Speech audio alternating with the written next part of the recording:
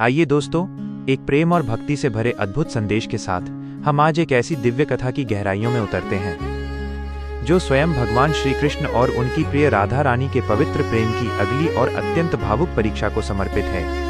आंखें बंद कीजिए और महसूस कीजिए वृंदावन की उस विरह से भरी हर आहट को। मुख्य कथा। वृंदावन अब वह वृंदावन नहीं रहा था। कृष्ण के रथ के पहियों की धूल भले ही जम गई हो, लेकिन हर गोपी के हृदय में विरह की अग्नि धधक रही थी। हर ओर एक गहरा और असहनीय मौन पसरा हुआ था जो कृष्ण की मुरली की गूंज को निगल चुका था।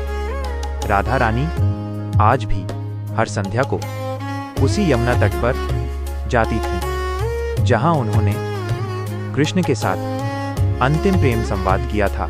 वट वृक्ष की वो डाल जिसके नीचे कृष्ण खड़े होते थे अब झुकी हुई थी, जैसे वो भी अपनी प्रियतम की प्रतीक्षा कर रही हो। राधा रानी यमुना के जल को देखती थी और उन्हें लगता था जैसे यमुना भी आज शांत नहीं बल्कि कृष्ण के लिए अश्रु बहा रही है।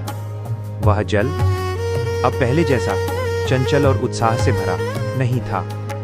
गोपियां रोज इकट्ठा होती थीं और राधा रानी से पूछती थीं, हे राधे, क्या कृष्ण ने कोई संदेश भेजा? क्या मथुरा में उन्हें हमारी स्मृति नहीं आती? राधा रानी शांत रहती थी। उनके पास कोई संदेश नहीं था, क्योंकि प्रेम संदेशों का मोहताज नहीं होता। उनका प्रेम तो अशरीरी था जो सीधे कृष्ण के हृदय से जुड़ा था। एक दिन राधा रानी कृष्ण के निकुंज वन में बैठी थी। उन्हें वहां हर वस्तु बोलती हुई लगी। कदम के पेड़ उनसे पूछते थे, हमारी बांसुरी कहाँ है? मोरपंख उनसे कहता था, हमारा स्वामी कहाँ चला गया? इसी गहन विरह में राधा रानी ने अपनी आंखें बंद की और गहरे ध्यान में डूब गईं।